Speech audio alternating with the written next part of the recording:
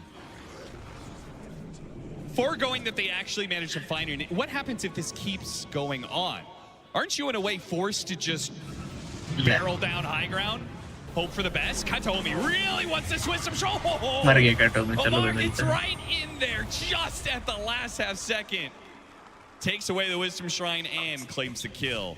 Katomi tried his best, but Nigma Galaxy up in experience and up 8,000 net worth. Just the question is, how good are they at being able to close out the game? Here comes Ghost, and nice dead shot from across the way. Stops Miro.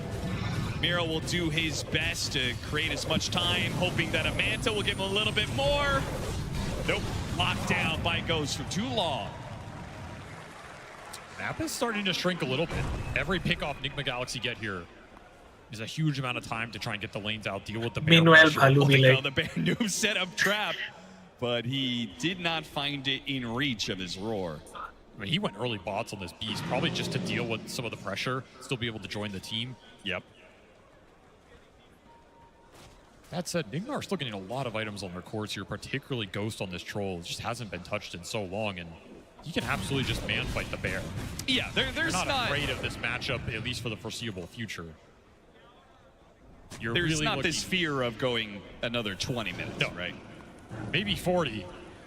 You know, 60-minute plus game, you're Nigma Galaxy, anything can happen. Yeah, I mean, you've got a lone druid that can get 12 items to your 6. If there is one team that knows how to deal with Lone Druid, it should be Nigma. It should be. They have had or at least some of the greatest Lone Druid players of all time in that squad.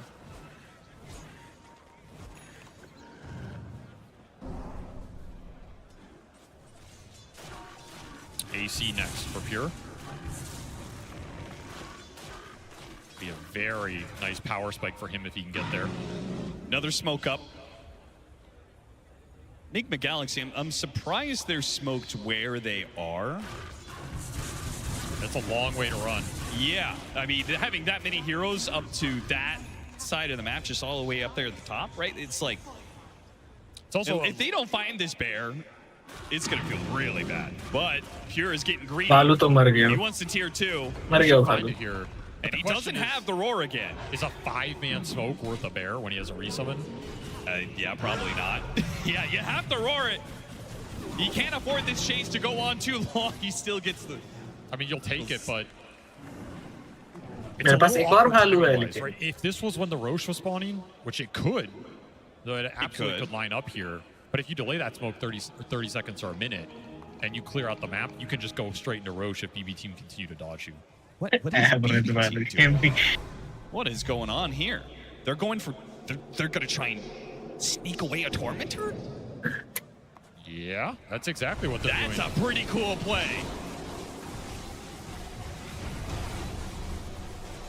I mean, that shows you what Tormentor is worth. If you're willing to invest that kind of time and that many heroes. So, oh, no, Cataclysm! Save. He wasn't sure if that TP was going to get him out of there in time, but now he's just got to lead Nigma Galaxy. Ooh, that dead shot so close. He gets through the gate. Might be okay to make it back home safely. I mean, you could see BB team's idea though. Like they take this Tormentor, GPK, he's TPing out of there before that thing's already. Yes, he's like, good luck, team. I've seen this one before. I'm not getting stuck in this corner. तेल का दुकान साला हरा दिया macho. Now, but they are recovering this net worth gap. ले land के. Yeah, taking away that Tormentor. I mean, it's not just a shard. लौड़ा आप लोग अंडरएस्टिमेट कर दिया क्या? नहीं तेल मनी था. कल ही तो हम बोल रहे थे. They could have taken in. ए भाई हमको ना समझ नहीं आ रही है तुम पिक्स देखो कल ही हम बोल रहे थे ना बहुत अनएक्सपेक्टेड था. भैया को पता था कि मनी किधर किधर है. भैया बोला था ना थोड़ा सा तो रिग्ड है नहीं तो साला. हाँ. In theory, this is what you need to keep the lanes. भैया को पता था, हम लोग को मान लेना चाहिए. Those catch kills around the map. पर हम तो बोले और हम खुद ही नहीं दिए. ए लगा दे चले लगा. BB team can just sneak away under Nigma Galaxy's. तेल मनी मादर चोद भोसड़ी की तो जीत जाएगा. ये देखो भाई स्ट्रीम हो रहा है थोड़ा सा control. Especially without any BKBs on your BKB line. उन लोग को heroes भी दिया है. खुद का पिक्स अगर टाइट वन पे था तो हीरोज भी दिया है. We're going to have one of the ultimate carries of Dota 2.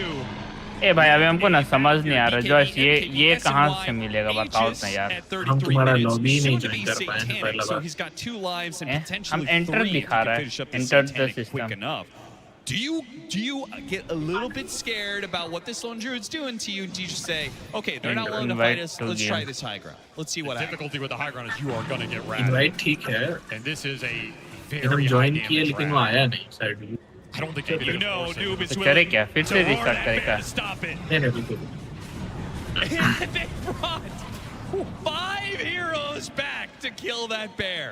I mean, you see the lines instantly drawn. Okay, get ये out on the game map. हाथ से Killing this निकल जा bear रहा does give you a window where if you can make a fast play and engage भाई हम the fight, बीबी को find किया the bear लौड़ा again. Bibi Yes, unlikely pure will चला play is जाएगा risky का with it. Or if you force the high ground. then किधर they'll निकला जा रहा है वो पहले if he only has बताइए. Left side, right side. It does create small windows during this Aegis period to try and get something That out is of it. very important. Left right. Which means BBT may feel like that they have to be even more aggressive in their splitting. I can't believe भाई हमको तो लग रहा है साला बीबी team में साला एक लोन रूट का भालू है साला पूरा कैरी टीम में कैरी कर रहा है हाँ तो वही तो है वो सब जगह वहीं घूम रहे इधर उधर उधर इधर तो वैसे ही तो भालू खेल भाई वैसे ही तो भालू खेलता है ट्रोल तब से भालू को ही दौड़ा रहा है यार हाँ भाई भालू से पैसा मिलता है भाई नहीं तुम लेफ्ट कर गया हमें Joyce Let's see what Nick do with this. 60 seconds, Hello. no abad, no buyback Hello. available. Left कर दिया Another bear not up for another 50 seconds. So you don't have that backup still. You can just go down mid here. Maybe send someone back to defend. हम तो तेरा बगल में.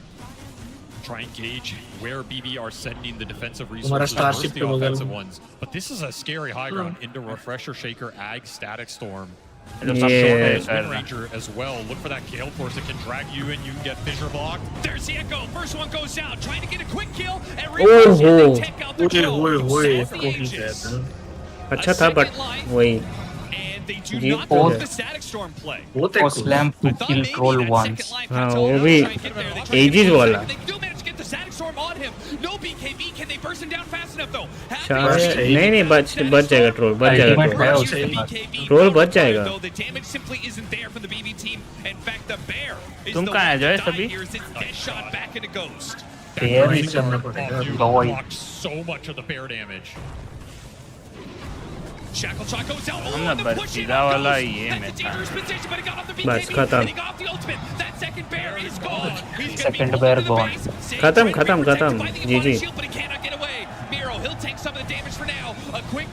तुम क्या space station में देखना मैच देखना. रुको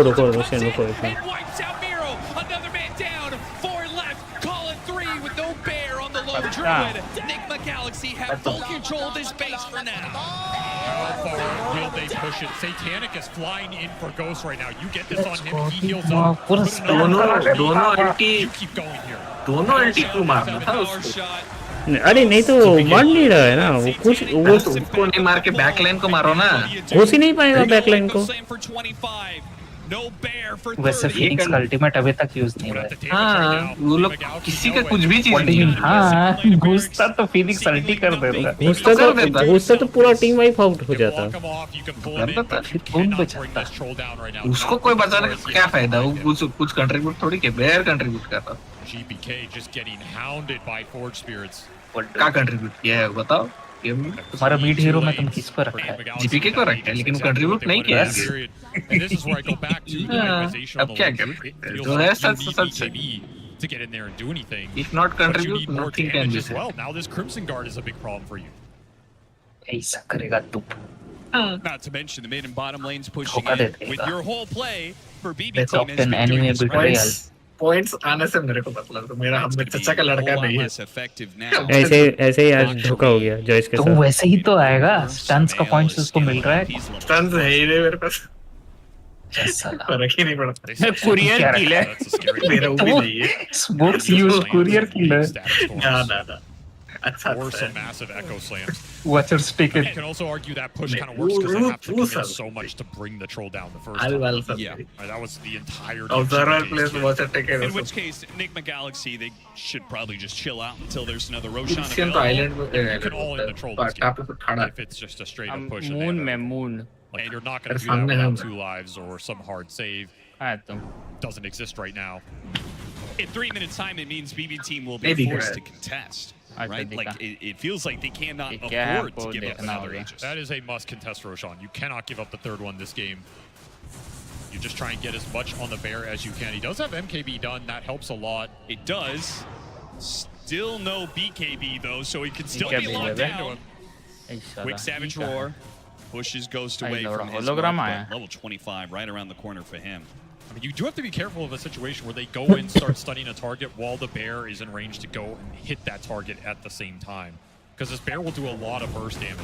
Sure. I think that's why Enigma Galaxy have been so careful every single time they've brought multiple heroes when it comes to ganking that lone druid bear. Because so much of BB team is off map, they're saying maybe they're behind the bear.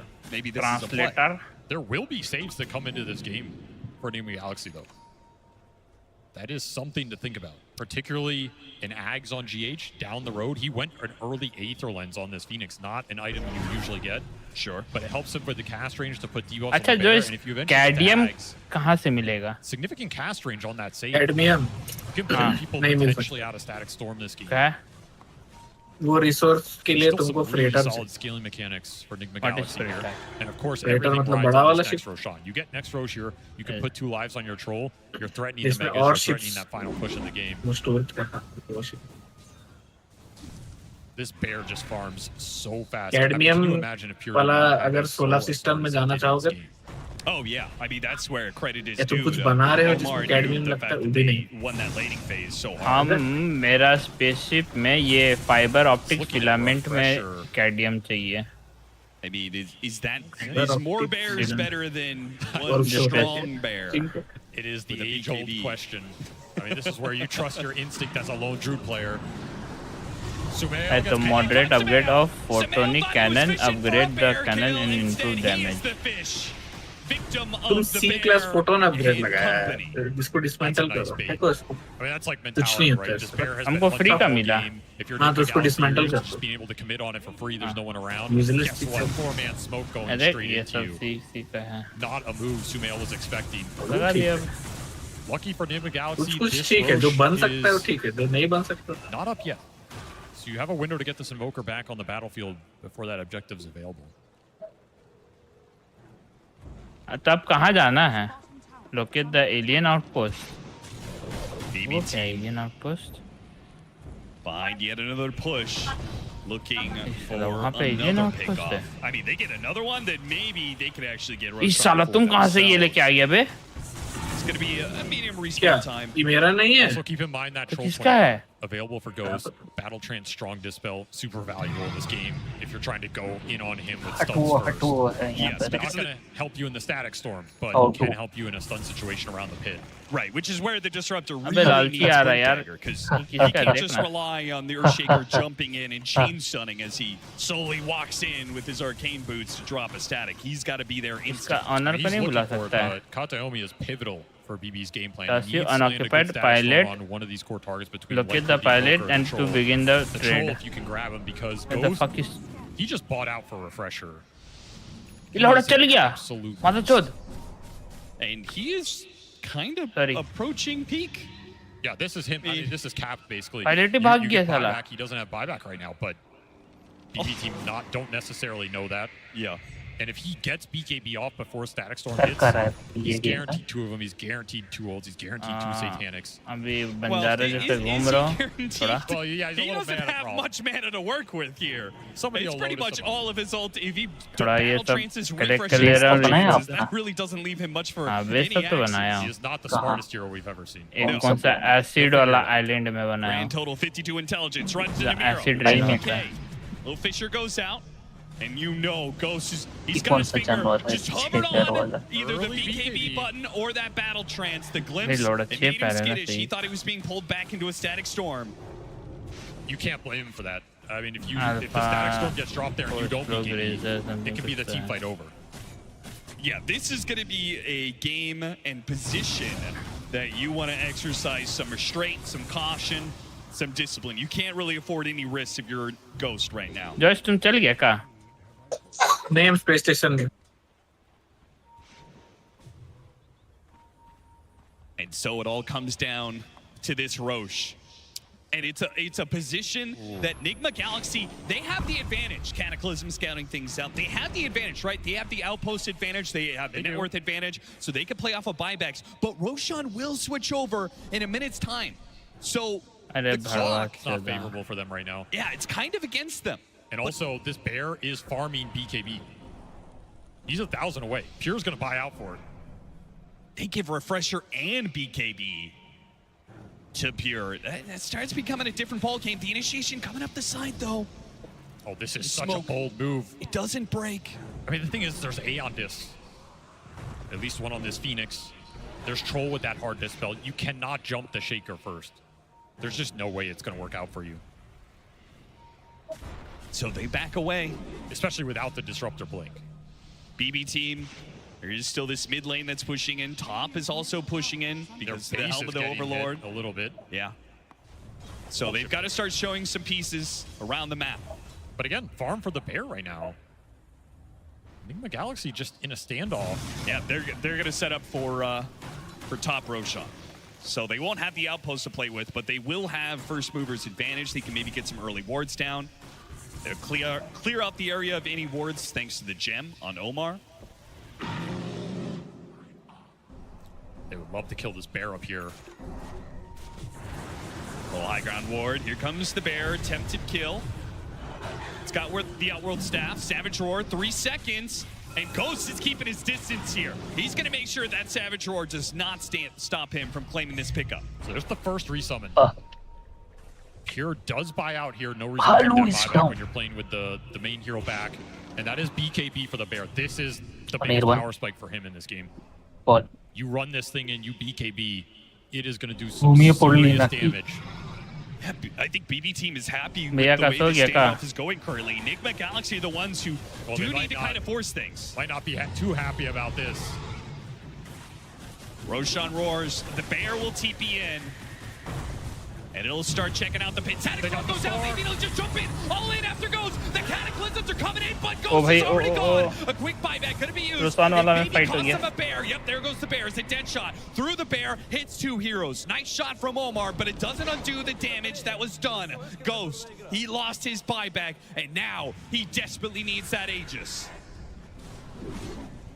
Nigma are all in on this Roshan. Concerning fight for GPK, though. Again, this is not an easy fight for the Shaker going into the calling. They can't do anything about it, right? He's got BKB, he's got strong battle trance. They jump over the Echo Slam. They force the BKB, and the Aegis will be dropped. Ghost picks it up immediately. BB team, no, they just cannot contest here. They can play for the high ground, but they say, Nigma Galaxy, they use that buyback on the Troll. It's not even guaranteed they're going to do anything with this Aegis in the first place. Not confident to go without Static Storm here. That's the biggest factor. But that means you're going to have to take this Troll down at least once without it. I mean, this is Nigma's best chance to force that last lane. Do you have the Joyce, हमको ना कहीं से ना कैडियम मिला है, जानता है? तुम डिसमेंटल किया उसी से कैडियम मिला है. Nigma Galaxy fans, I know they don't have the confidence in it. Little Outworld Staff got up the BKB. He really wants to try and hold that refresher still. Oh, he actually already used the refresher. Just noticed that. So that was his last bear for 40. Yeah. He loses it there. KB forced. And there's the Ags for the Phoenix. Big pickup. That's a big one here, especially when you have that Aether Lens. I mean, with level 20, or I guess level 3 ultimate, 10 hits. What are the chances that BB team can deal with the egg? 0. 0? There is almost no world in which this egg goes down in the middle of the fight. Just don't have the heroes to BKB and hit it through a lot of the disable. Yeah. He's also got Refresher Shard, so he's got 2 of those eggs that can come in and save. And he's got Aeon Disc on that Phoenix, so it's really difficult to jump GH first. Sure. ना radiation है वेला ये में incredibly pivotal item purchase. If you could bail the troll out. Clearing through the trees, Noob doesn't have a stun for it. The Hawk not acting fast enough. I mean, I'm sure this is a phrase that a lot of Enigma Galaxy fans hate to hear, but I think you're supposed to go high ground here. Just that phrase puts a little sickening feeling in my gut, Avery. Because a 3,000 net worth lead is all they are left with right now, and another pickoff has completely killed their net worth lead. A force staff back up to the high ground, and this is now approaching an even ball game. Can't give up freebies like that. And you're right, the gold swing in the last 5 or so minutes here has been drastic. Not only that, but the buybacks available for BB team, they basically have them all. You go in a high ground situation, you're going against 10 lives, not 5. Potentially less because the bear has its own buyback situation, but... And now, if you're Noob's Beastmaster, you start feeling really bad. I mean, your build was correct. You've got this wonderful pipe that give you so much of the early team fight, but if this game starts going another 10, 20 minutes, this is a bad one actually start doing more than you would want. This is not the hard scaling Beastmaster build. You don't have the refresher right now. Yeah, don't have that Ags. Can still absolutely find his mark, but I mean, you are just looking at this bear. Cargo port कैसे मांग सकते हैं? The network here is soaking in right now is insane. वैसे cargo port फटता है. Invoker versus the वहीं गोल-गोल घूम रहा है. Those drafts, 2 players on some ultimate late game heroes that they are specialists on. You have to be able to match it here. एक बार cargo port खोलते हैं उसको direct बंद करो. Trying to stop this bear where it can. Pure almost has enough for Swift Blink for the bear, but the Enigma Galaxy, they're going to go and sneak a little high ground push here with a banner, and a minute and a half left on this Aegis. Now's the time. You said, do or die. Now's the time to go for that high ground. Enigma Galaxy, if they want it, they've got to do it the hard way. Pushed into BB Team space, the tier 3 gone. The Fisher leads things off, fire placed onto him. Activates the Satanic. Just trying to stall, hoping that they can get through this minute. That the Aegis protects Ghost and be able to all-in him. A bear almost going down. Savage Roar pushes him away just in time before it falls. But that leaves Ghost. He just runs back up to the high ground. Here comes Cataclysm. Ooh, not that much damage. Oh, and the Echo changes. He's gone. And on the second life, here comes the Static Storm. Where's going to be the save? It's all DGH now, and he's got the Supernova save. He bails out his carry Ghost, and BB Team, now they're the ones on the run, as a fresh life Ghost will approach the stage with no Static Storm to stop him. Another Echo Slam, almost the first damage, but he got him the Battle Trance. GPK, his Aeontis only protects him for so long. A refresh from Ghost. He's dealt with one. A Bavac's going to be used. Can he get off another Battle Trance? He's got one more to go. Another Supernova save, and no way to stop the egg. Megas inbound now, as on another life, they'll finish off the building. BB Team will have to play against Megas. And if you get out without being glimpsed, that is an absolute win here. You got GPK's buyback, you got Megas, 2 perfect saves from GH. They were not ready for that egg cast range. I was surprised he got it. He was on the other side of that Static Storm. ये वाला technique तो investment from GH. You saw this from 50 minutes ago. Yeah, over that. It's Blood Right, Ether Lens. Scepter वाला से घुस जाओ उसी के अंदर है. And as you said, if there's no fear of the egg going down, no, there's 0 fear in this game. Absolutely no way an egg dies. Just got to make sure you bail your troll out at the right points. Now what do? You got to get a refresher on your disruptor. So you static storm the eggs, and then you static storm the egg as right as they're about to leave. Refresh disruptor or somebody finds ये तो पहला है ये ना. in the fight. Which we just haven't seen at all. Yeah, I mean, BB Team has been playing defense so much that but them wrapping around on Enigma Galaxy seems an entirely foreign concept. That said, Megas is not the game here. Oh, right? No. Not it's a lot harder to take that throne down than it is to get Megas sometimes. Which means we're probably going to be playing for yet another Roshan. 60-minute items as well. Yeah. If you're Enigma, you would love to item starve BB team. Like, get that Roche, get 60 mana items, get them up before they do, and try and all in. Could be an interesting window.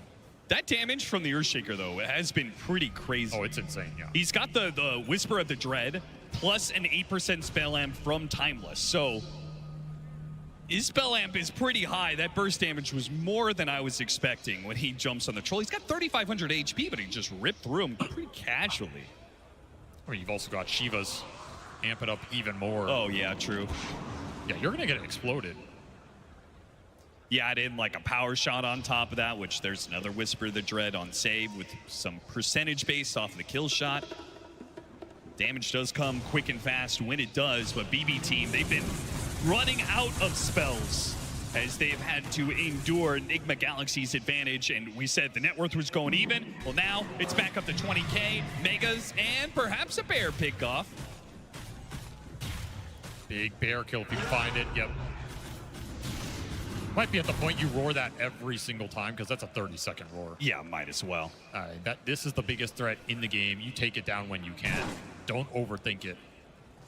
So is Abaddon ever going to be enough of a threat? He's got Nullifier, he's got Bloodthorn. He is building up the damage. I think, yeah, I like this. I think he needs Blink Dagger. I think he's the one who has to address GH. I think you get this Abaddon on the back line. Not a target Enigma wants to prioritize. Just let him cause some chaos, right? Yeah. Threaten the Phoenix, maybe. Throw this Nullifier Bloodthorn into one of the supports or the Invoker there. Get an early BKB out. Yeah, I mean, he has the Silence, he has the Nullifier to get through Aeon Disc. Like, theoretically, he can address the Phoenix. Now, whether you can put that to paper, particularly since BB team is going to be stuck inside their base for the foreseeable future. It is Megas pushing into you.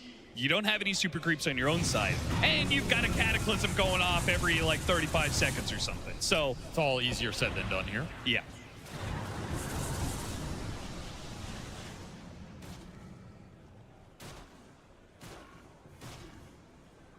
Outside of this rogue bear that is roaming the map,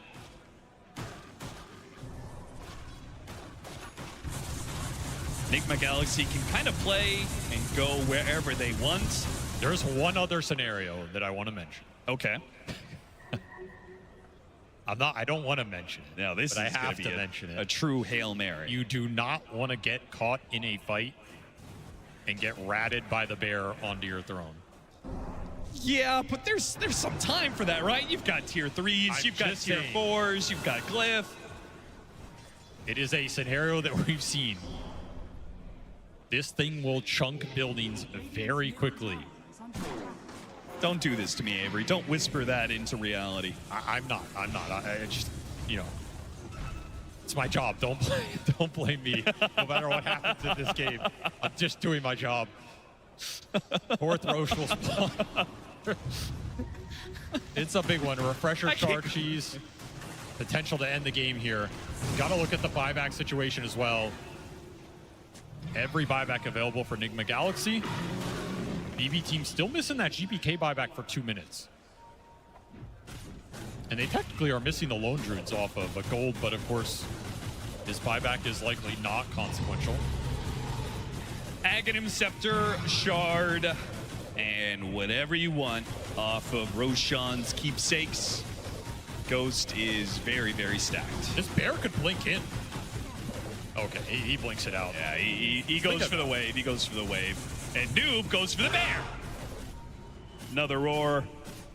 See if he can get this one. They keep on finding the bear when Savage Roar is on cooldown, which is perfect. Another 300 gold for the team. They take the Aegis for Ghost and all the other goodies. A cheese for the Muerta, another refresher for GH. So look for, I mean, even if you could get a refresher on this disruptor, you can't counter 2 ways.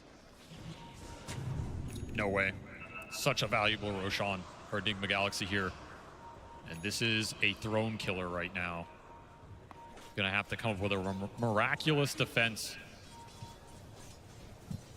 Abuse the hell out of buybacks. Try and drag you into your base. No, I'm here. Maybe Gale Force, maybe some fissure blocks. You're alive. Yes. But the game is boring. बहुत जल्दी खत्म हो जाता है वो सब. 4 minutes on Aegis. Plenty of time here. Enigma Galaxy. You don't see the opening. You don't have to force it here. अब ये लुदुर हो गया. वे बोरिंग लग रहा है. ना बोरिंग बना रहा है. Faster than he can battle trans, but here comes Noob. Aurora goes out, Cataclysm, that's going to be denied by the Eontis. Ghost on his second life. Got to be quicker on the trigger. If he wants to stop that Echo Slam damage, he's got to get off that battle trans. Solid move. Jump onto Noob, got the BKB out of him. That's going to be Bloodthorn Nullifier used and deal with the banner. I mean, this is going Abey great for BB team. They're getting so much out ये of Enigma band right now. Weapon They're paying वो nothing सब for क्या it. बेच दे. It is. Kind of feels like Enigma Galaxy, no point to even try this anymore. Considering how bad it kind of started.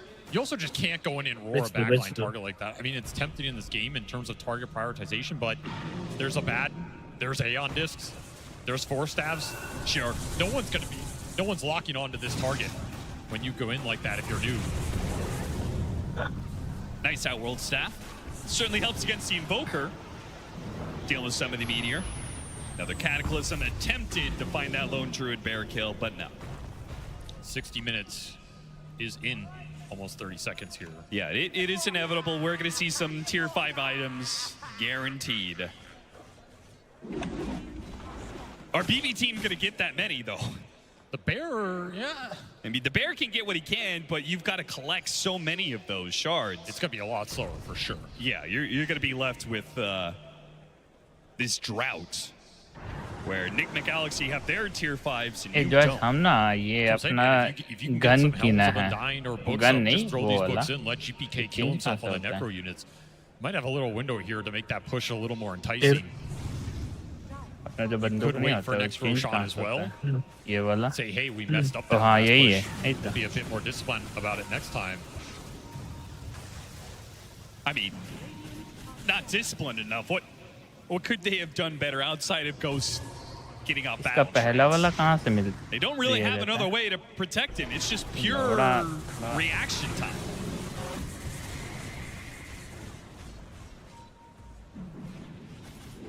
It's tough. You just have to take advantage of the fact BB are jumping into him and find a big target at the same time. Or kill the bear when it commits. Whittle through some of these bear lives. Which he has all of them up, by the way. So 3 bears available on this map. Well, I do think it's possible GH just holds on to his blood right. I'm not sure if there's anything better than that for him. Role का X देख रहा है. Holographic है. So there's one tier 5 you probably don't have to worry about. Bears out on the map, trying to find any sort of neutrals, but Enigma Galaxy have already cleared them all. He goes deeper and deeper, but this one's taken 2. You know, the funny thing is, Pure is the lowest level, basically, in this game, because he's just sat his hero in the fountain. Oh, yeah. Which, I mean, is 25 matter that much to a lone druid? Probably not. No, not the way he's playing it, not at all. Could be bad for someone's fantasy, though. That's true. They're getting close to that disruptor. All right, pressure. Helm of Undying. Oh, yeah, those are big. Beastmaster, Helm of Undying, Huerta, Fallen Sky, Samael. So he's got an interesting meteor combo from himself. Minotaur Horn for Ghost. Potential bear kill. 1 of 3.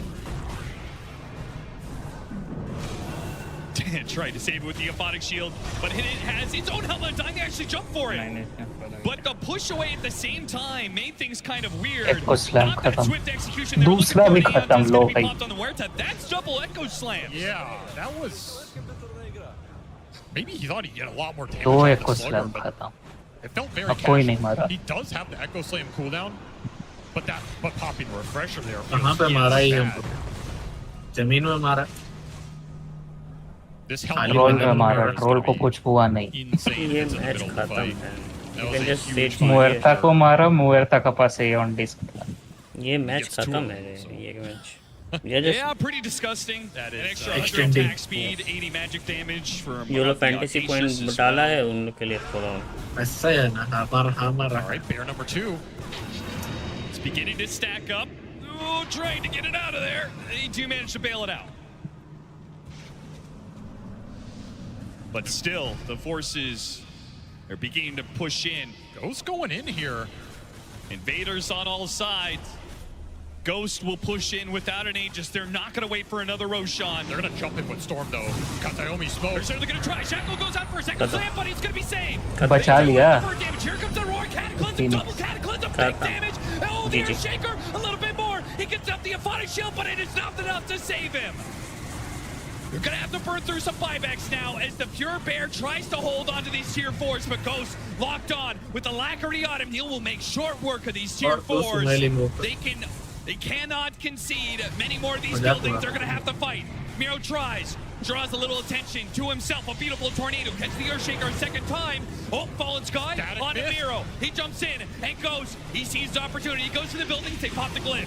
He's going to back out for now. You have Confidence BKB. They got the Alacrity. He can commit. He goes after save. Waiting his time. Waiting for the glyph. Noob is just trying to create some space so they can all in on the throne. They see their opportunity. And Echo Slam jumps in. And Fisher.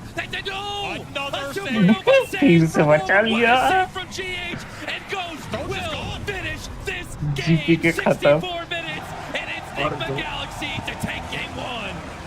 What a performance here, पूरा especially in that Sumer को last fight from इसका पापा जीत गया. सुमेर का double meteor ये दे दिए ना comfort hero एकदम. burns them to a crisp. As Nigma Galaxy, they controlled that game from, it felt like the mid game to the end there. 600 point डाले 1100 point मिला.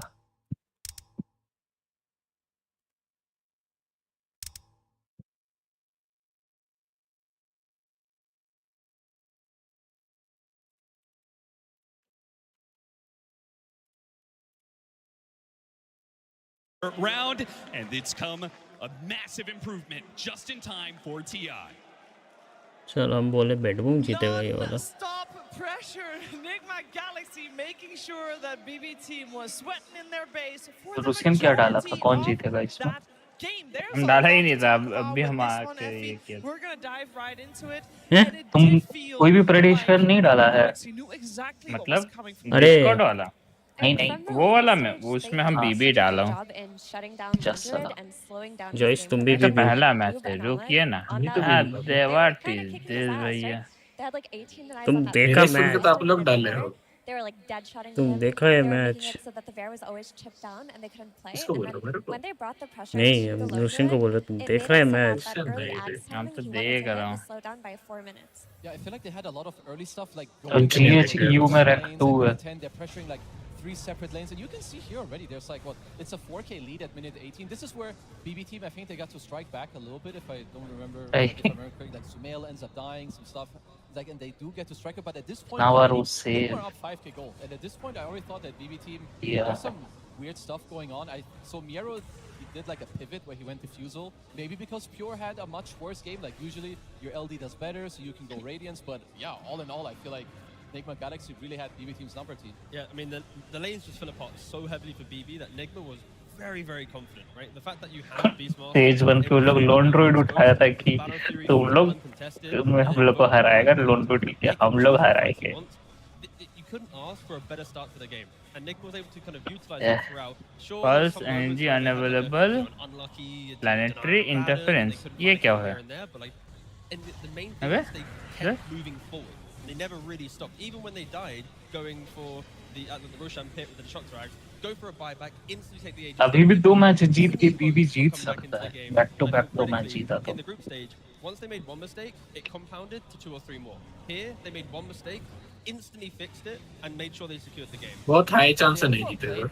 Quite well. Like there were also a lot of clutch plays, like you But said. Like 1, 2, try 3, कर 4, सकते. Try like नहीं GH X saves. It's kind of crazy.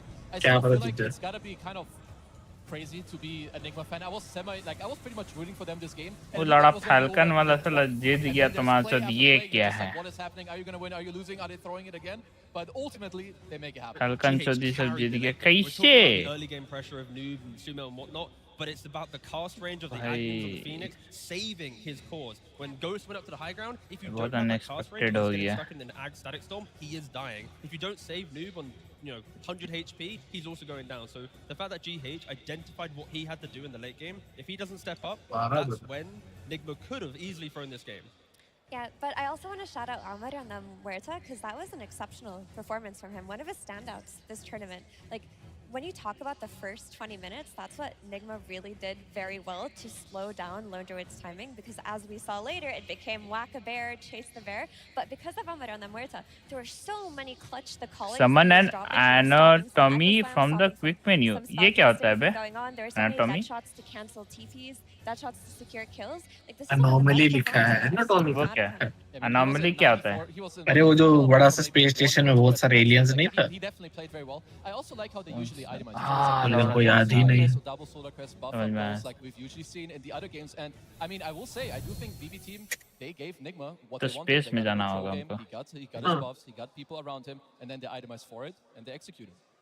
Yeah, they did execute very well, and I think Kazu, they executed especially well maybe in a high ground push they went for. And to be fair, they went for quite a few high ground pushes. So we're looking at the one in bot lane? Yeah, no, for sure. Like, they always have, like, they know what they want to do, like what Ghost needs to do, if they need to save him. So here, you have your Aegis, they have a gold lead. It's only 7,000 gold, and there's, you know, there's your Echo, but already Sunray starting to heal him up, and then sure. So now they have the Axe on the Disruptor. So they need to all in Ghost here if they want to go for a play.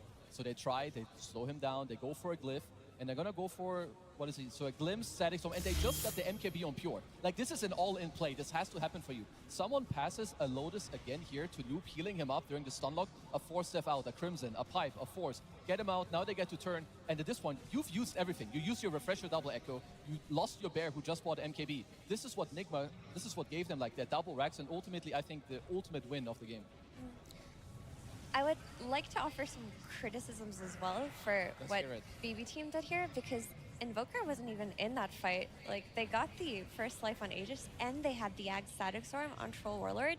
That's something that on paper should have gone to BB team. And I think the biggest issue this game for BB team, outside of how well Nigma played in the first 20 minutes, was not buying a BKB on the Bear. Like, he bought BKB as his 5th item slot. It came 46 minutes into the game. Imagine instead of an MKB, there's a BKB there, you get more reliable hits on him, maybe you get the roots to keep him in the Static Storm for longer, and then you're able to kite your Bear back so you don't feed it twice. I thought after that, for sure, he'd get a BKB. But he didn't. He went for AC. I mean, he wanted, this is like I was losing my mind backstage. He had shock value. You know, he lost the lane so badly that the entire game was this epic comeback. And I think realistically, the fact that he didn't go BKB earlier, like Effie's mentioning, is a problem in why we didn't see like the correct comeback, right? It just felt like every play was falling off, and you need a BKB on Lone Druid, right?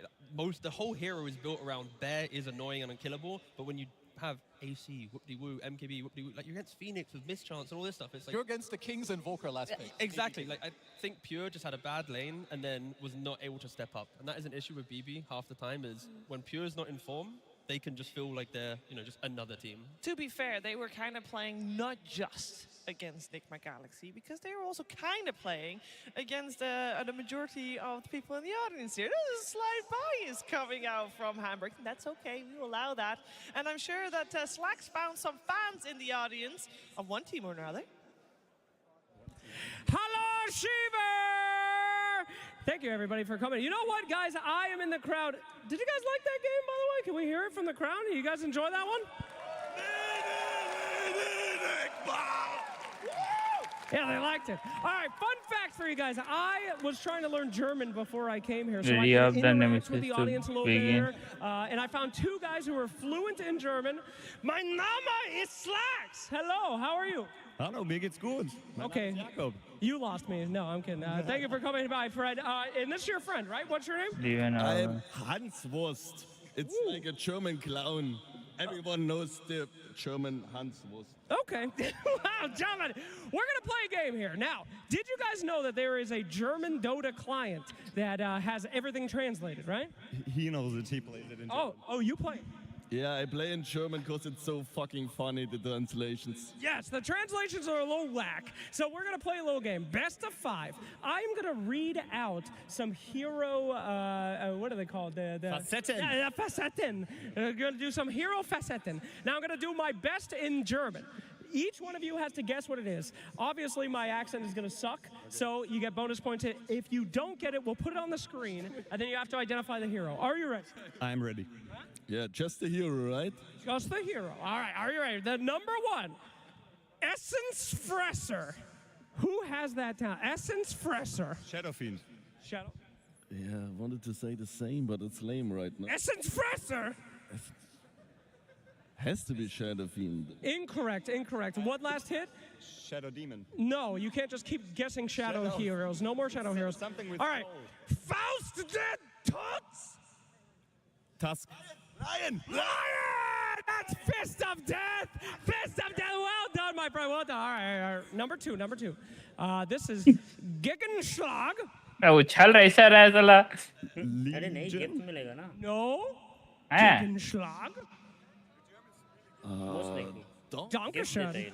Ich habe ein kleiner Hund die Ecke. Darkseer? What? Darkseer. Darkseer. No. One more. Preferred Stalkerin. One more time for Preferred Stalken. Show the screen, please. Can we get the second one on the screen, please? For Peter Stalken. Okay, here it comes. Don't worry. Production's very quick. They'll have it in a few seconds. This is where they told me to fill. Keep repeating. Here we go. Peter Star. Tower. Centaur. Centaur. All right, you both said that. I'll give it to you. All right, 1-1. We're going to move on. Okay, this is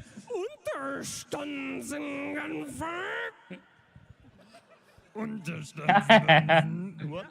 Yeah. You said it perfectly. अब सुन क्या हंसी आ रहा साला All right, put it on the screen, please. Number three. Now, this is very difficult, all right? We're getting into the very difficult range here. What do we have? Please don't look at my laders.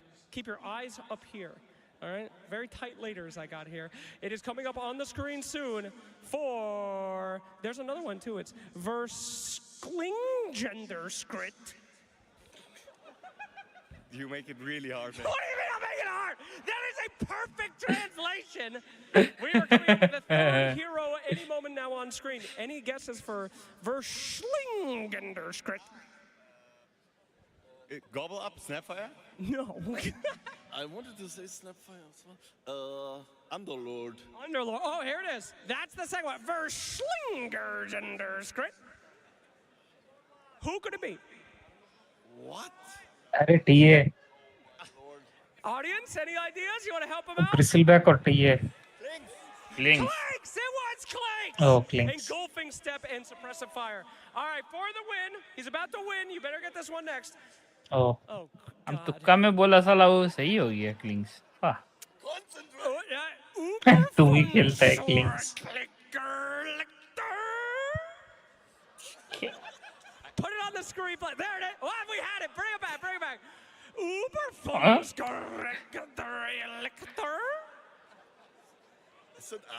ओ यार सुन के अरे ये तो उसका है No, audience. Disruptor That is correct. You win. Congratulations. All right, give it up for our winner, please. Now, this Oh, is the guy Ench. that made the Enigma Galaxy Cheer That's क्या था? Resistance, right? I did.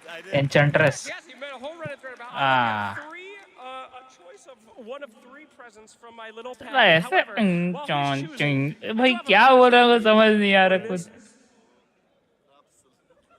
I've lost your prizes. They're gone, but I promise you I'll give them later. I have been pickpocketed.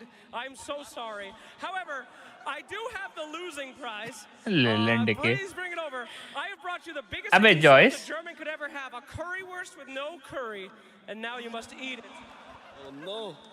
That's it. I'm so sorry. Ladies and gentlemen, please egg this poor man on. अबे Joyce A simple worst. Hello It's Thüringer Bratwurst now. Disgusting. Eat it now. Yes! Thank you. I will get you a prize, even though I was pickpocketed. I apologize for that. But can I have the second worst, please? We'll just give him the second worst. Give me that one as well. Yes! Ladies and gentlemen, the winner will also be punished. Thank you for watching. We love Hamburg! Back to you guys on the panel. Thank you. Talk. Thank you very much, Slacks. And that was, I mean, I'm surprised. How many people do play with the German client, Kazu? They do. But Slacks, he needs help. Like, whatever this pronunciation was. Also, every time someone speaks German, they're like, they make it really angry. Like, chill out, bro. I'm going to help Slacks out. I will be, from a Dutch perspective, it does kind of sound a little angry sometimes the way Germans are speaking. Is that so? To me, the Dutch and Danish, it sounds even worse than German. All right, well, it's a good thing we're doing this show in English, isn't that right, T? I speak one language, not very well. So anyway, back to you, Shiva. What's the next part of this segment? The next part is that we are going to look towards seeing what's coming our way for game number 2, because both of these teams, I mean, I'm going to be honest, of course BB team wants to take game number 2 first out of third game, but if you are Nigma Galaxy, coming off a win real hot, that's सुन के तो obviously मजा आ रहा great. था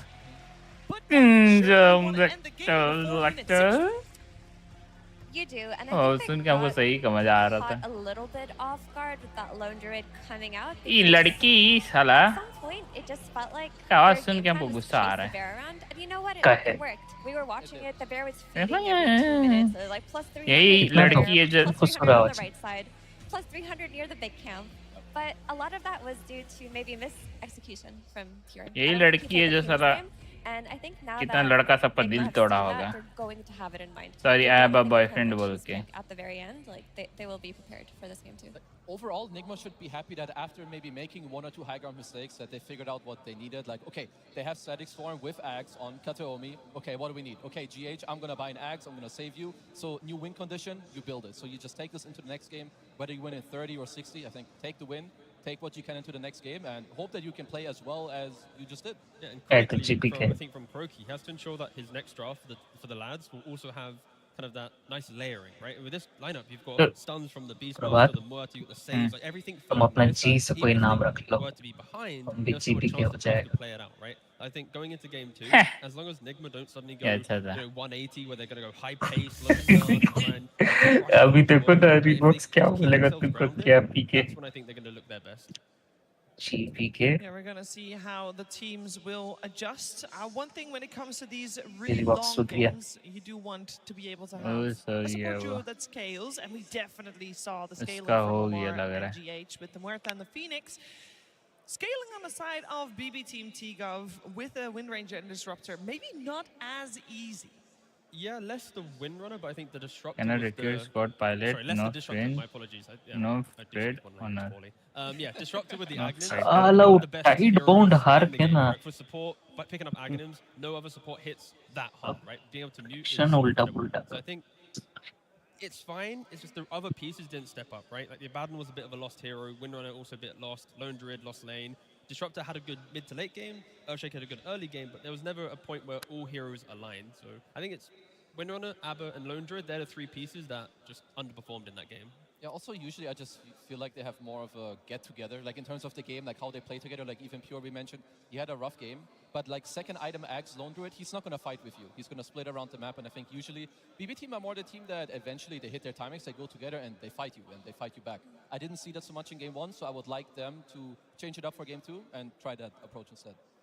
I don't think they expected to lose that lone druid lane as hard as they did, because their game plan must have been different on paper. For sure, Like, I don't think Miro went into that game thinking he would buy a Diffusal Blade. I assume he was just going to go Helm into Radiance, but when he saw the state of the game and that lone druid needed to play recovery, he went for that Diffusal अच्छा to be Russian as impactful as possible. Make it so they TI can set up देखना for कर जाएंगे तो उसके लिए तो visa It लगेगा didn't work out, but my question for BB team now is that you come तो into लगवे the करेगा competition, it doesn't work out. Do you pivot entirely, or do you just try to recreate it? तो visa मिलेगा reject तो नहीं कर देगा कर सकते हैं Because I would prefer they moved away from it Depend. personally. Yeah, US That में did होगा not तो inspire chances है confidence. कर सकते Again, हैं not to harp on it, but just for the fun of it. मेरा तो Nigma नहीं had होगा 800 more last मेरा hits than इंटरनेट Muerta. ये हो Also गया had, like, less than half the amount of damage of the Muerta, right? That kind of summarizes the kind of the emptiness of that game. Yeah, a little painful on that front. But hey, there's a new round, there's new chances on the horizon, because it is time for both teams to face each other once again. ये Germany तो नहीं है करेगा ये सब जगह US से बहुत भगचोद एरिया है Here we go. Round number 2. Nigma Galaxy 1 game away from being top 6 at this international. And of course, BB team would like to be the first team on the main stage to force out a 3rd game in this series. We got Nigma Galaxy with first pick on the Radiant side, and BB team second pick, where they have just answered the Nature's Prophet with the Lycan. This is something that we've seen like more and more, like You know, Lycan is very good against Prophet. You deal well with the map because you have summons, you have wolves. He has no AoE, so if this is a lane matchup, you should be pretty happy overall with Lycan. So usually when you have this type of setup, if you're Nigma, you should already think about protecting your team and your lineup in a team fight. Mars is something that comes to mind versus Lycan. Always very good, because yeah, playing this like straight up matchup without addressing Lycan, not what you want to do. It's a pretty cool thing as well, I think. Right? Coming into a game 2, Nigma's had Nature's Prophet banned against him in pretty much every series so far. So BB know in the prep, if you give them Nature's Prophet, they will take it. And that could simplify a second game. You know what hero they're going to go for, you then get your Lycan response. Miro was quite absent in the previous game. You put him on a Lycan into a Nature's Prophet lane, he's going to get his Helm of Dome. You know he's going to have, you know, that active nature to play behind it. So it already feels like a very different game. And when I think of heroes that Miro has looked best at, this TI Lycan's by far the one on top of the list. I know he's undefeated on his Bristleback, but there was this game versus P-Vision where he was top of the net worth, completely popping off, and the enemy TA got pulled an Aghanim Scepter, and he was still top net worth with the free 4K net worth TA got. Like, he knows his timings, he plays to kill. It feels like BB team rally around him when he plays this Lycan, and it's a really good change of pace here in this game too. Yeah, for sure. Like going from this game 1 into game 2, just making sure that you have the aggression, you have someone to play through. You're already setting up someone early in the draft for a good game, because if Prophet is 5, he doesn't pressure you. If he's 1, he's okay, doesn't pressure you. And if he's a 4, sure, he might TP with a Sprout, but like that's about all the interaction you're gonna have.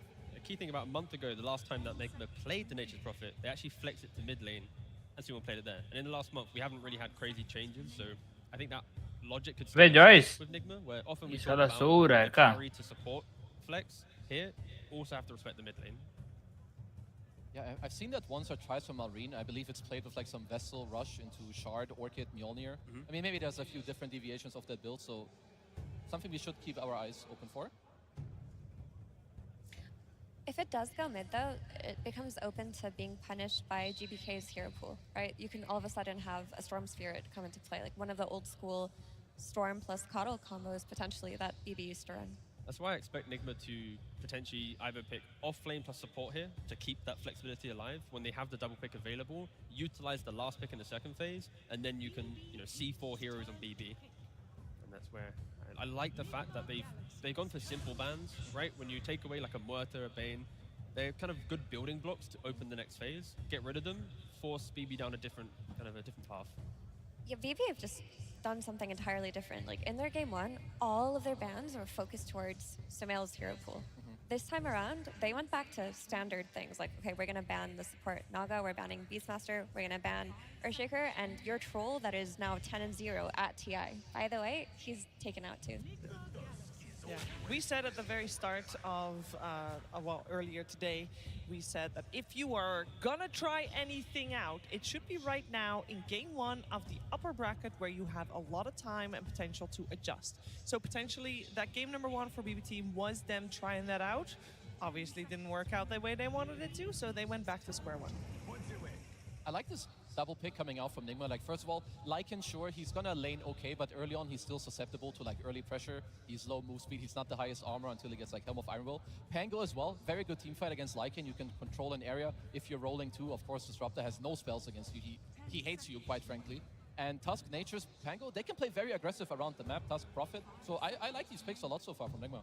It's very skirmishy and respecting that when Lycan wants to be aggressive, like you said, it's like you can use the Twin Gate on Panglia, you're ready to fight, you can TP. No one cares about overlapping. Like, these aren't heroes that if you accidentally stumble into the same lane, you then feel uncomfortable and the farm feels bad. Like, you're going to get the kills, push back BB, and then reset your map.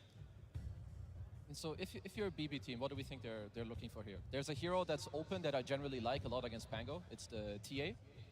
When you have Lycan, in my opinion, you have a lot of options. You can go for like a minus armor strat. You could play a melee carry that abuses Wolfbite later. Or do you guys think we're going to see like the other support in the mid? The open pick is go for like a Void Spirit mid lane. Generic mid that GPK has played multiple times. You have good catch. You don't die to the Panglia. You can always find the back lane. You create information for everyone else to thrive with. Good glimpses, Lycan with the wolves. I think TA is a default for a lot of like TA players like Pure when they see Pango, but what I prefer when I see NGX's draft is something like a Sven. Like if you look at this Nature's Prophet plus Tusk plus Pango, this is really heavy physical damage. Your Lycan isn't going to be building a Crimson Guard or anything like that early. It's not how the hero is played. But Sven, who has Warcry naturally, seems to be a great fit here. He also provides you with the burst and the melee carry ability to play with the wolf fight later. Pure hasn't played any games of it yet though, this TI. It would have been kind of nice, but so they go for the Puck instead. I like the Grim coming out. I would say slightly underrated hero still. Like if you soulbind one guy and Tusk wants to go into Snowball safe, he's gonna get insta-bound. It's also very good against Pangolier. It's nice with Lycan Wolves especially, super toxic to play against.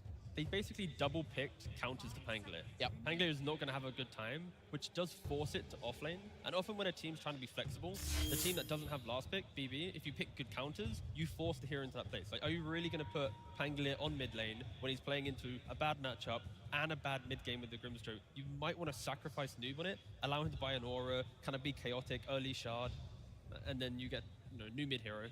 But it is BB now forcing the flexibility of Nigma towards maybe not what they ideally wanted when they started picking these heroes. I mean, one of the most common counters we've seen lately when it comes to Puck would be Void Spirit. It's good, but there are some drawbacks, of course, with BB team also covering some picks. Like Grimstroke can be, like hit or miss. Like if you get bound once, kind of, it's not great for you. Same with the Disruptor Static Storm. So I'm not sure if they can find one where it's like easier to play around what BB team are showing you. They'll go for a Terrorblade first, so keeping the flex open. Okay, with all of this physical damage,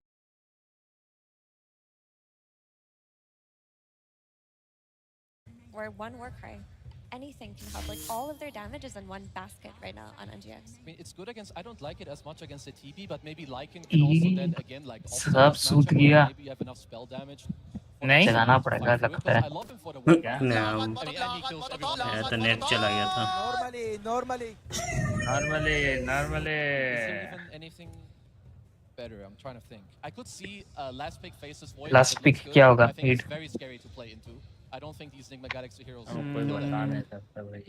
It could still also just be a TA, and then you rely on your Lycan to buy the Crimson Guard. But when you see one damage type, it is so tempting to just counter.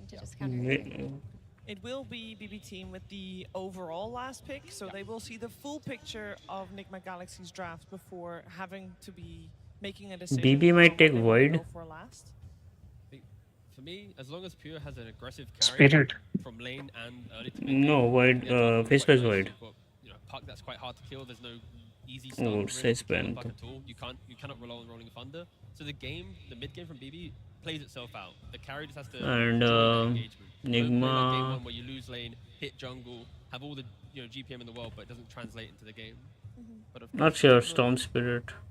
It does feel like. Actually, mid though it's already picked. Off lane, Terrorblade's the carry. If you're Nigma, like your mid pick, I feel like it should try to make it like a little more easy and simple. You're playing against a Puck currently with no catch. Sure, you have wave clear with your TB and like a guy TPing in, but Puck doesn't get stunned by Snowball. He's not gonna get rolled on, especially when there's a Grimstroke in the game too. So if I'm Sumail in this position, or like if I'm Nigma, I want someone that allows my Tusk, my NP, maybe my Pango to play with me, and I open the game and I open the fight. I mean, there's always like putting Nature's Prophet on 4, trying to rush an Orchid on it, and going for something like Tiny from the mid lane. Yep, that's true. As long as we see a stun, I think I'm fine. Because if you run Nature's Prophet 4, it's a fine game for it. If you look at Disruptor and Grimstroke, those are heroes that he can pick on. Like he can TP on them, spot them with an ulti, do damage. Whereas when we've seen Nature's Prophet supports look bad, it's if he can't kill the enemy supports. Because right now, even though you pick the Terrorblade, I don't think that BB team like lose on scaling. Like Grim against TB is also very strong later in the game if you do ever get towards an Aghanims. And Puck is not a hero that's to be underestimated if the game drags out.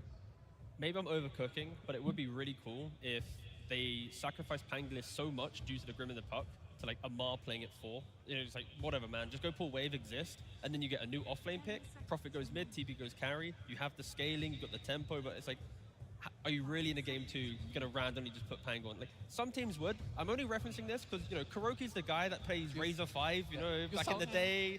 Like, You sound like the average Nigma fan with the Colt tank, and it got 100 to 0 in like one go. No, it's okay. They banned PL, so I can't even falter you for anything you said, because this hero I would have never thought about it. Oh, PL ban. I just see room right now for the creativity to shine in the fact that there are some problems. I don't know if Pango being the core role helps fix them. Nigma might pick Razor. A random new hero into the mix. Is there then something else that would be like the ultimate pick if they do Well, we're going to Tiny. say so that is our answer right Professional there. We don't know exactly where crafter. each hero will be played until people pick their hero. I feel it's pretty obvious that Tiny is going mid. Because like you can just run your Nature's Prophet 4 with the Pango and you're strengthening his lane, allowing him to have a better entry into the game. Because while sure he is countered by Soulbind and whatnot, and Coil later on, if he's getting his Link Dagger and just rolls on the backline, he's going to have his impact. Faces Void still showing. It's actually not a mid Tiny. Who is the pro? Mid Prophet coming out. Playing the Pango on the off lane. Void pick हो सकता है. It's now 2-0. I think Bedboom should win this. Bedboom has a better pick, but lineup overall, and I think it goes with what they like to do, like play aggressive, be oppressive on the map, take it over. But I think BB team, if they're not behind in this game, their tricore scaling is like out of this world. They have the ability to punish mistakes. Unlike the last game, they couldn't really convert on Nigma making the mistake. But having the Prophet mid, I'm really looking at can Sumel from laning phase, break that, go towards the TB lane with Meta, get a kill, look at a tower. Go to the Pango lane, sure he's under pressure, for the correct TP, when Pure wastes his time walk, boom, that's another kill. Like I think all of Nigma's lineup is built around Sumo creating so much chaos, and then everyone just kind of shining. I think Bedboom should win this. For sure, but I'd also like to say that Nigma's safe lane is looking really strong. Like Tusk plus Terrorblade versus Lycan, if he steps out a little bit, they can punish. So they can depend on that safe lane too to maybe bring them into the game, especially if Sumail joins, gets a few early sprouts. Like, I could see this Nigma draft doing it. But I do think BB Team's draft looks a lot more stable, a lot more cohesive, and it's not too dependent on, okay, Lone Druid's going to carry the game. All of them have their ability to enter and play in this game. Yeah, for me too, like Nigma, they have to do well on their lanes and play off of that. Like Effie was mentioning, with the Prophet TPing around your mid, you have a good safe lane, play through it. With the gates, open up the map, play fast, because yeah, if a good player like Pure plays Void this game and he gets there with 3-4 items, he's not losing. Is there anything in particular other than the Faces Void you're looking towards to get to that point to begin with? Lycan space and also GPK on the puck in a fairly good puck game. Early Crimson Guard would be so good. I mentioned it before, but like their damage is so purely physical, and now that Tiny has been revealed to be a support, he's not going to do much by way of damage either. Sure, I'm going. I mean, BB didn't choke in the draft this time, so it should be a much more competitive game too. Well, that is good news. Okay, I think for all the Dota I'm fans, also we would like going. to see a series go the full distance, and this could potentially be the one. Before we jump into this game, though, we're jumping on stage where Tsunami is not jumping. He's standing next to Bull. So I think save it for the camera. Okay. Thank you very much. Yes, I am joined by a bulk of BB Team. Congratulations on making it this far, but this team has consistently been an issue for you. You guys only lost to one team in the road, and it was Nigma. What is it about these guys that makes it tricky for you? Нигма Галаси была единственная команда, которую вы проиграли в предыдущем этапе турнира. Что в ней так сложно, что вы не можете с ней справиться? У них очень много хороших стратегий и неприятных героев для нас, поэтому они ими хорошо играют, и нам очень тяжело подготовиться адекватно к этой команде и к их героям. У них просто очень хорошие ответы на наши стратегии. They've got very good answers to our strategies because they have good heroes and we can't really... We're really bad against them, basically. I got it. So then, how about in the mid lane matchup? You think Nature's Prophet is a good hero versus GPK's Puck? Because I know GPK is on a lot of fantasy rosters right now. People want to see if he's any good in this matchup. Как ты думаешь, ГПК справится в миде? Потому что он сейчас во многих фэнтези-составах, и многие люди на него рассчитывают. Я думаю, люди, которые поставили его в фэнтези, не прогадали, потому что на этой карте Данек покажет, почему заслужил это место в ваших фэнтези. Daniel will show, GPK will show why he's the favorite for all of people's fantasy. I've been seeing all the posts. Now let's see if you can put up the numbers. Good luck, Bulk, in this game number 2. That's right, it is time to put up or shut up for BB Team, because they can talk it, but can they walk it? We're here in the upper bracket. They do not want to be going down to the lower bracket so early. The big component of this squad is GPK and his supposed dominance over the mid lane, Avery. That's a tough player to dominate in terms of the early lane, though. Sumail is not the player you can go into a series and expect to come out lane-wise victorious a lot of the time. So he has his work cut out ahead of him. But I do agree with the panel. This draft looks a lot more well-rounded for BB Team. They're not all in on this, gimmick last pick hero for Pure. They have a lot of scale, a lot of team fight, easy ways to start fights. They have the Lycan Grimstroke combination that LGD was super good with a couple of years ago. And honestly, I'm looking to the Grimstroke more than anything. This is not a hero we see a lot, but man, does it look good this game. And I think Save was playing well last game. Just Wind Ranger can only do so much, right? But this is a hero great against the Pango, great against the Tusk, and then you have some really good illusion targets in the late game. And if he gets farmed this game, Ags, Aetherlens, Blink in that late game, E-Blade, he is going to be an absolute menace. We talked about how some of the drafting problems for BB Team, they were put in this position where they didn't win the laning phase and late game was going to be a crunch. So they kind of had to perform mid-game, and they were so far behind they couldn't do that. This time around, they certainly have good late game, right? They've got the Faceless Void. This is the undefeated late game carry in this individual game, right? You can always win late game with this hero. It comes down to Chronos, especially when you get 2 up, Refresher Shard off Rose, or if you get to your own Refresher, you're just broken. You're straight broken. Sometimes it can come down to you also have damage to throw in the Chrono, but this game just looks like a solid Chronosphere game. And to me, it points to Nigma need to find a little tempo here. They don't need to completely run this game over, but they want this TB to be the first hero on that network chart. They want the Furion to be first or second. They want these 2 cores to be up there so you can overwhelm BB Team with an early advantage translating into an early item advantage. That's where these heroes are going to thrive. And of course, you have the Terrorblade Lycan matchup. Like, that's why Ghost is on this hero in this game. I mean, this was a matchup where, going back to Arteezy, who loves this, see Lycan, pick Terrorblade, win game. It's that simple. And why is it that simple? A reflection. You just, you go in every fight, you reflect this guy, you get auras, you just get free amp damage room. Free 40% damage? Yeah, that sounds pretty broken on the highest base damage hero in the game. It's just stupid. Lycan also gives you a pretty free laning phase, and you are an illusion hero that can kind of push out the map, deal with his lane pressure a little bit, and Lycan is all single target. So he's not going and threatening you, or at least your illusions in the fight. Just a very one-sided matchup. Hopefully Ghost can make the most of it when it comes down to those team fighting and getting the big reflections off. So far, though, in this early game, Pure feeling the heat again.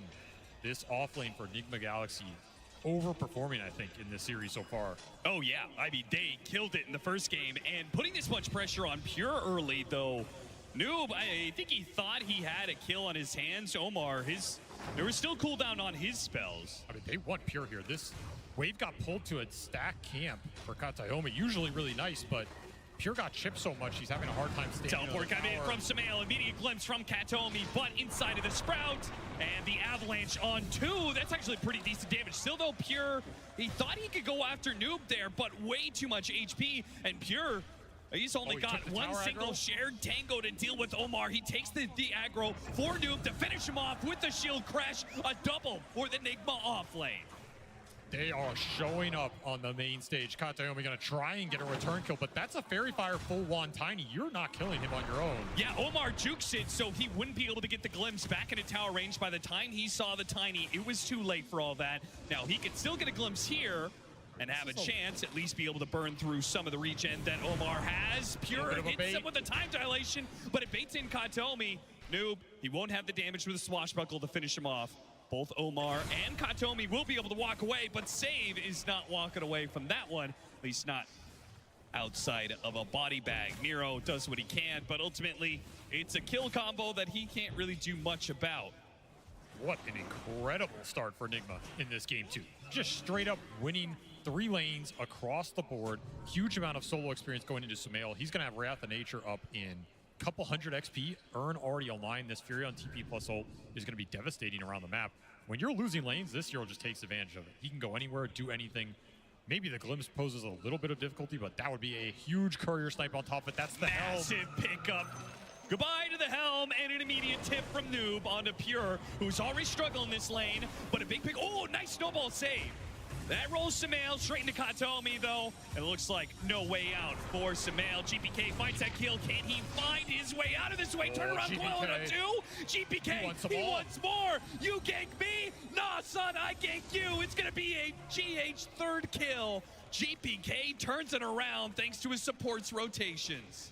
Well, all eyes were on this man to step up, and he is absolutely delivering, salvaging this early game for BB Team. That was about to be a 3-4K lead, complete route. If that Furion gets to pop ult TP to a side lane, you are just getting owned across the board. Instead, you get a triple kill off your puck mid. Now this puck is well ahead. And this is going to be your best playmaker. I mean, also just getting the experience for your supports here. Such a big boon. Especially going into this Wisdom Shrine, which was not a guarantee, right? You have to think about these shrines against the Furion. Now a nasty little combo that isn't supposed to be successful before Miro has his 6. But, with the help of the Nature's Prophet, they would certainly get that kill. Sumail, he's going to cut across and go after save. Almost gets it off the reflection, but Sumail teleported in just a little bit too far left to really help Ghost claim the Grimstroke pickoff. Nice laning pressure, though. Again, you forced the Furion to TP unsuccessfully. That's a win for you. You might get this Wisdom Shrine. Though save is really low, and GH, he's got a plan of his own. This would be a big win if you can get both shrines here, take it away from the Grimstroke, who needs those levels. Yeah, it doesn't look like there's...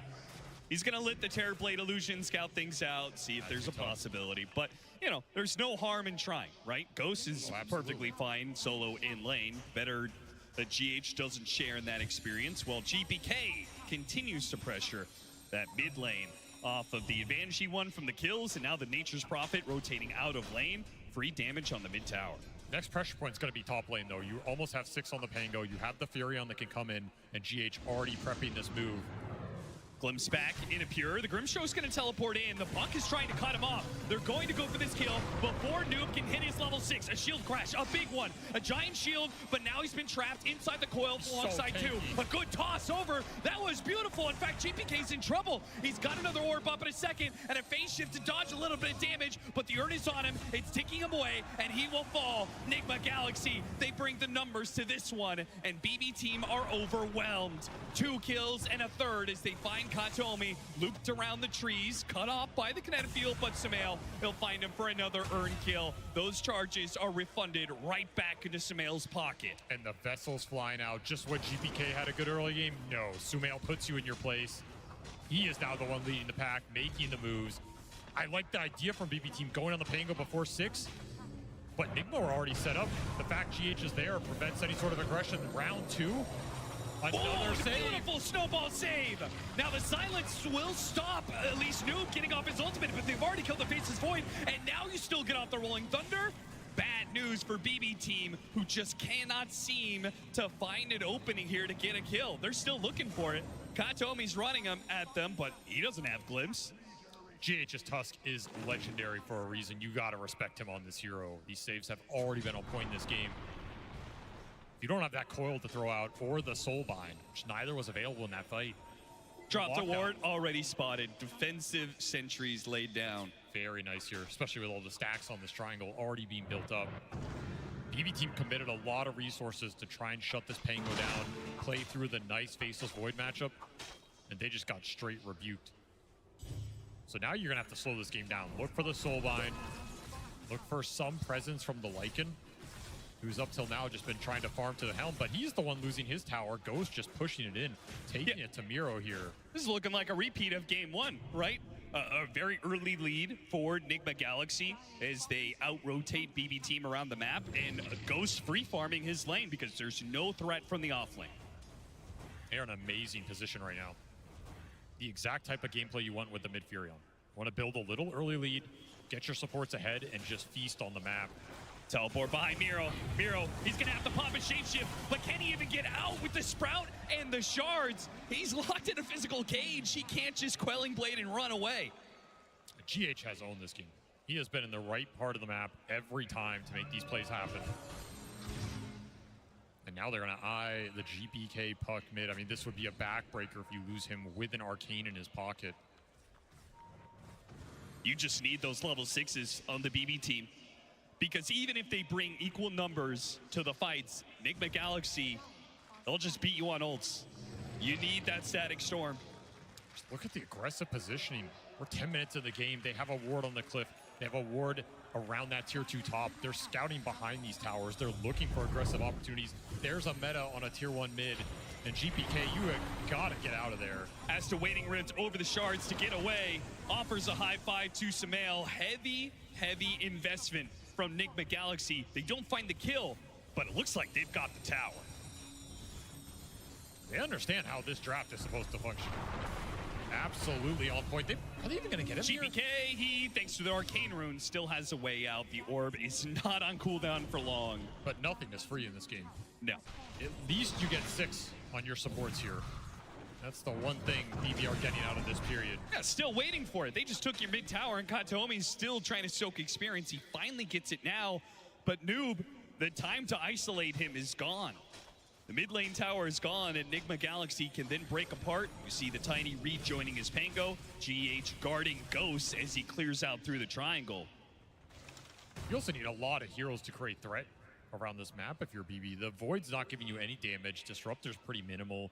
The Lycan can be really minimal, depending on where that fight breaks out. Katomi wants this Nature's Prophet kill. Level 10 Sumail. They have the Wolves on him, and he's teleporting. Where's he teleporting to? He's going to try and find Miro. Does he know he's going to be outnumbered? Does he know the 2 supports are sitting on top of this Lycan? Underneath the Static Storm. Now caught in the Soulbind. No Snowball save this time around. The double silence. The Soulbind, it just lasts too long. GH, now he's going to be hit by the coil. GPK takes advantage of the situation, runs down the river, and finds the +1. Really nice rotation from Save. Leads the pack, you get a massive Soulbind, exactly what you want against this Tusk. You want to create a situation where GH can't come in and get those snowballs due to all the roots and the AoE silences you have. Just let the Lycan go to work. Combine the damage, let the Void farm. Like, this Faceless Void is not the hero you want to play around in this early game. No. It's the Grim, it's the Puck. Those are your 2 playmakers. Sumail just gets caught off guard. You could try and time walk that off, but you're going to have to Chronosphere to stop the Rolling Thunder. But then even Omar's on the other side, and GH closes in from the other, completely surrounded. You'll get a 2-for-1 refill those Vessel charges. The pace just does not stop here. And this is not the pace of game that a Faceless Void wants, especially when the fighting is around his lane. Enigma Galaxy picking up more and more speed. A 3-man smoke and a play through the gate. 45 seconds until the Wisdom Shrine spawns. You know that's where they're headed. GH absolutely has plans around this spot. As a ward as well, you could just plant a high ground ward, camp this, potentially bait it out on top of getting it. You always have Furion to back you up. Or just go look for the kills. They are going to look and find Katomi. Turns around, Static Storm does what he can, but Ghost always quick to join his team. And of course, Sumail can teleport in with full confidence that with 4 heroes behind him, no matter how aggressively he's teleporting in, BB team can't turn it around. What, they've got a Faceless Void. What are you gonna do with that? Your best combination's Inkswell Wolf right now. Not enough to win this shrine. More experience advantage for Enigma Galaxy. That's going to be another transformation wasted for the Lycan. Shapeshifts, I mean, he used it once when he got ganked there, then a second time here trying to respond to all this aggression, but... And they were just all these heroes on the other side of the map. GH is already threatening Pure, and they even got some good damage on him there with the Wrath of Nature. Time Walk being on cooldown, can't undo that. I mean, I'm sure he's crying on the comms right now. Like, I need something. I need some pressure on the map. I need some space. This is not a playable game for me right now. You just lost all your tier 1s so fast in this game. It's a lot of space for this Sumail Furion to operate on. And Orchid already up. He has absolute solo kill potential on anybody in this game right now.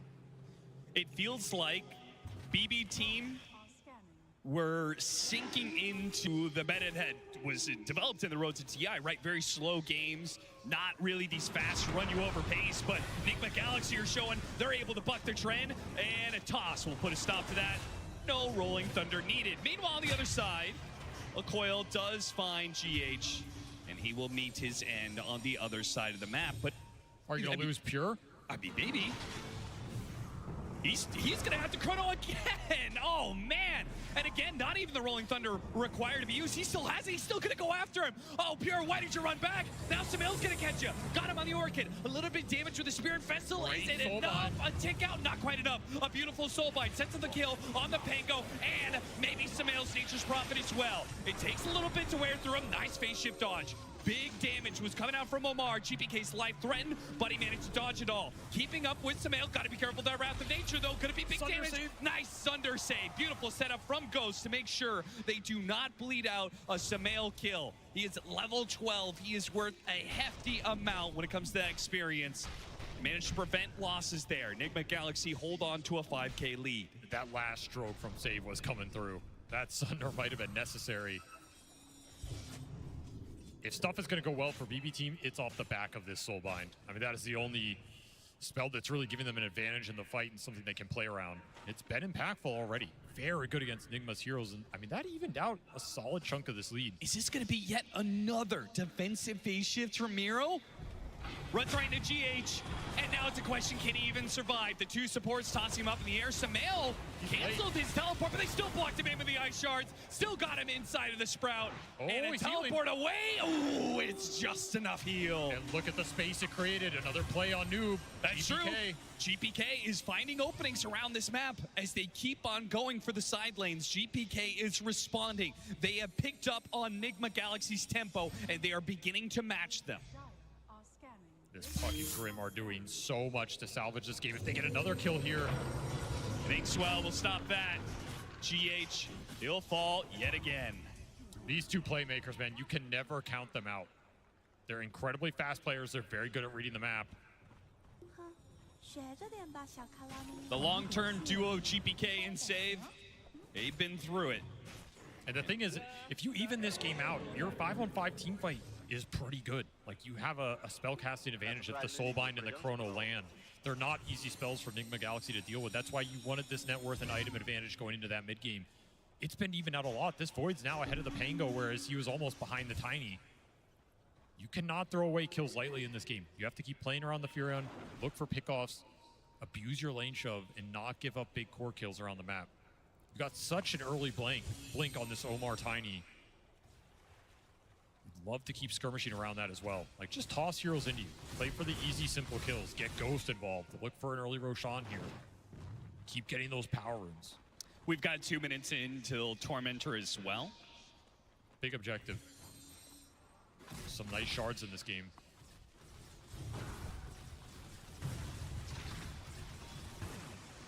There's a smoke.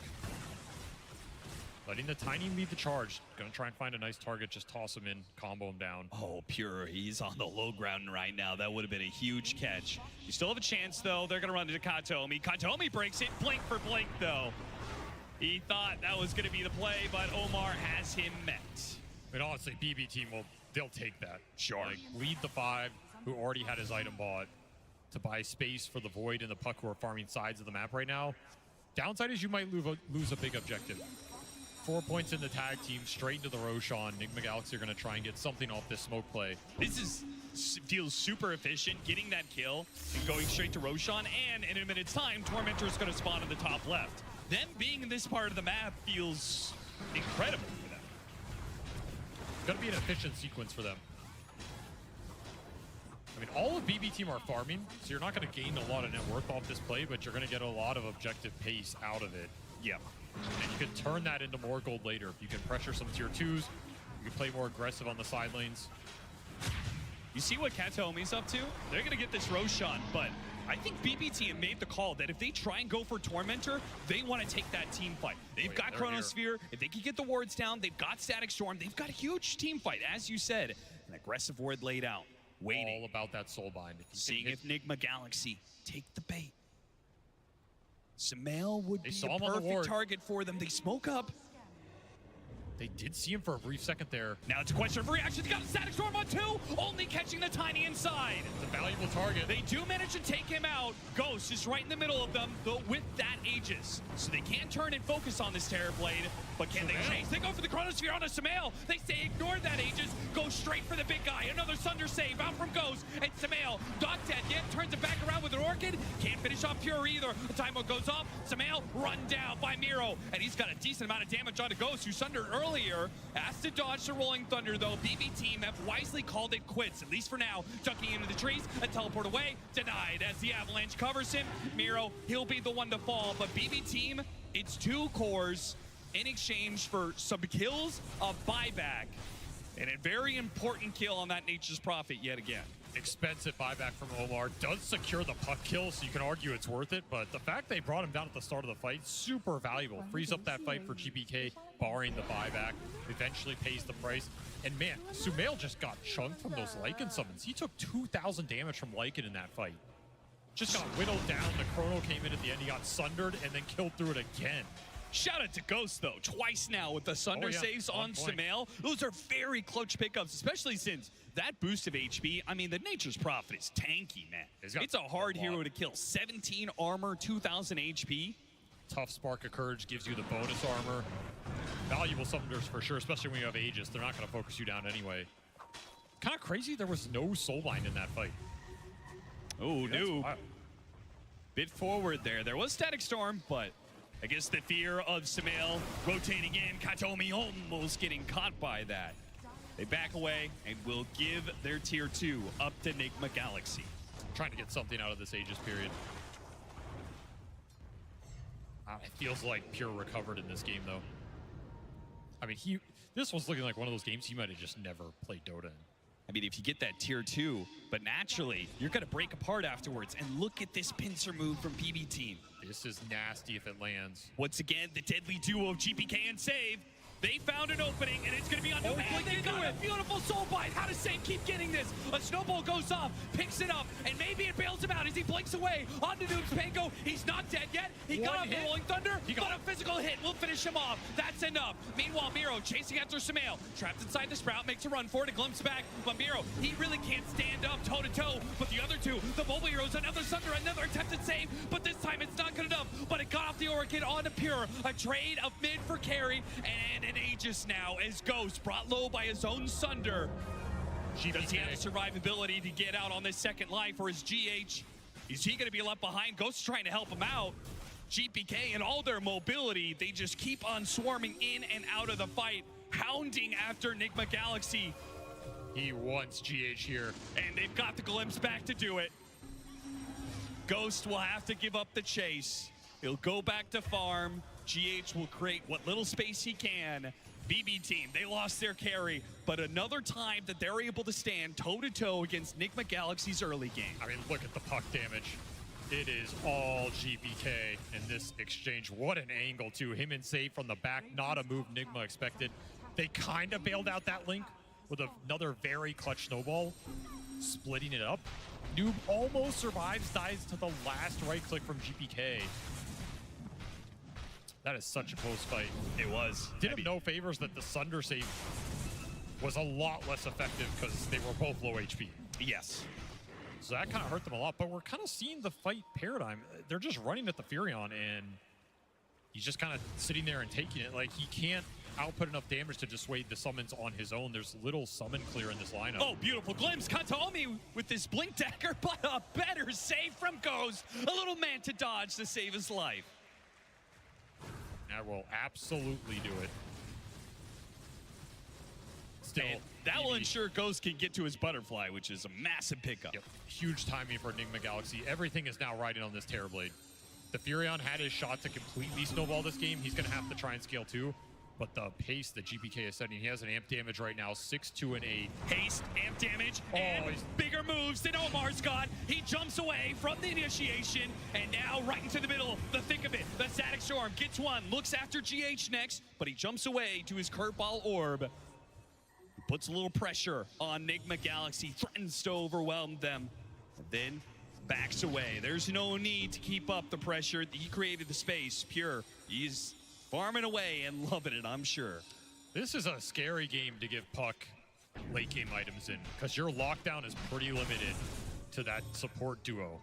And Tusk is not always the most reliable. You are really dependent on this tiny combination. Yeah, we're also seeing with the Faceless Void, right? If you have troubles locking down this Puck, it's only going to be worse because Faceless Void is going to be just as mobile as this hero. Given a little extra help there with the Grimstroke. Not quite the stun combination there.